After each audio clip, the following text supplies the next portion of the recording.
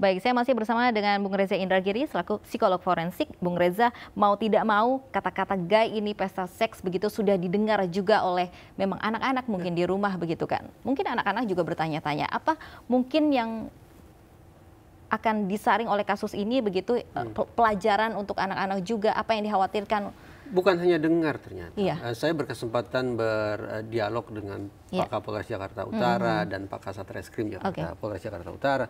Ternyata fitness center ini juga sudah menyediakan tiket khusus untuk anak-anak. Yaitu mulai dari usia 17 tahun. 17 tahun itu masih termasuk dalam kriteria usia anak-anak. Tiket popcorn dengan diskon sekian puluh %. Ini kan luar biasa. Nah, yang ingin saya katakan adalah saya selalu tadi di segmen sebelumnya saya katakan bahwa andaikan ada kaum LGBT yang mencari pertolongan, mencari bantuan untuk menjadi hetero kembali, kita tentu akan tolong mereka. Tapi sebaliknya, ketika ada kaum LGBT yang berkampanye, apalagi ke anak-anak untuk mengatakan bahwa ini adalah sebuah gaya hidup normal, gaya hidup modern dan seterusnya, kita harus melakukan tindakan tegas terhadap mereka demi melindungi anak-anak kita.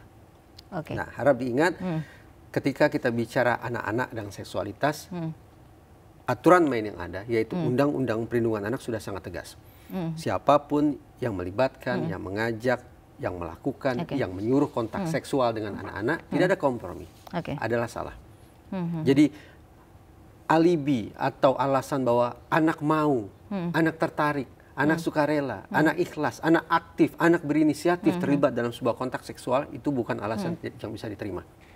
Tidak ada alasan sedikit pun bagi orang dewasa untuk melibatkan anak-anak dalam sebuah situasi atau kontak seksual.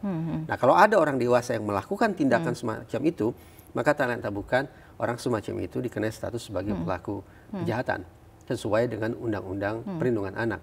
Beruntung, tanda petik, beruntung dalam peristiwa yang sedang kita perbincangkan tidak ada anak-anak yang masuk. Tapi kita bayangkan, menurut Polres Jakarta Utara, ternyata secara rutin fitness center tersebut mengadakan pesta seks sedemikian rupa. Tak terbayangkan oleh saya. Perihnya hati kita membayangkan seandainya pada pesta-pesta seks terdahulu ternyata ada juga anak-anak yang hadir ke situ. Jadi kalau boleh saya memberikan saran, sangat penting bagi teman-teman di Polres Jakarta Utara untuk memeriksa rekaman CCTV. Tidak hanya rekaman CCTV ketika mereka melakukan penggerebekan, tapi mundur ke belakang. Adakah rekaman CCTV yang juga memperlihatkan bahwa ternyata anak-anak juga hadir ke sana? Kalau ternyata anak-anak juga hadir ke sana, maka berikan tindakan sekeras mungkin terhadap penyelenggara maupun pemilik dari fitness center tersebut. Baik, berbicara masalah hukum dan undang-undang, tadi Anda menyebutkan adanya penjualan tiket. Tiket anak-anak untuk mungkin minimal 17 tahun. Apa mungkin selain undang-undang pornografi ini bisa juga dijerat dengan pasal undang-undang kekerasan terhadap anak? Loh, itu yang tadi saya katakan menggunakan Undang-Undang Perlindungan Anak. Karena memang tidak ada kompromi. Sekali lagi, tidak ada kompromi.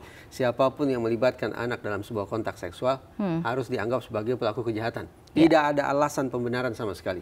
Termasuk alasan bahwa seolah-olah anak pun mau, anak pun berinisiatif, anak sukarela masuk ke tempat tersebut. Tidak ada.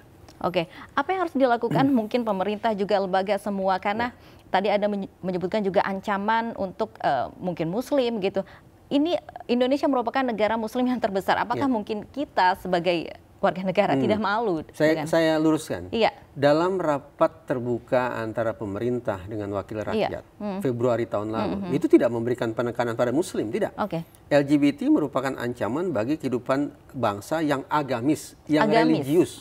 Jadi lintas agama. Tapi bisa dikaitkan karena kita penduduknya semua muslim, sebagian besar muslim begitu? Sepanjang pengetahuan saya, tidak ada satupun agama yang memberikan pembenaran, apalagi dukungan terhadap orientasi seksual menyimpang, terhadap LGBT. Saya sebagai muslim yakin betul tidak ada pembenaran semacam itu. Bahwa kemudian katakanlah mayoritas masyarakat Indonesia beragama Islam, kemudian memberikan resistensi yang luar biasa kuat terhadap LGBT, jangan kemudian dianggap bahwa ini semata-mata sebagai sebuah inisiatif atau prakarsa dari komunitas muslim saja. Karena saya yakin juga ada sekian banyak masyarakat non-muslim, masyarakat beragama lain yang juga anti, yang juga ingin melawan sekaligus memberikan pertolongan kepada LGBT yang membutuhkan bantuan. Terakhir Bung Reza, siapa yang harus bertindak tegas begitu, bertindak untuk langkah selanjutnya menindak darurat pornografi di Indonesia ini? Poin bagus. Lagi-lagi saya merujuk pada pernyataan yang keluar dari rapat wakil rakyat dengan pemerintah.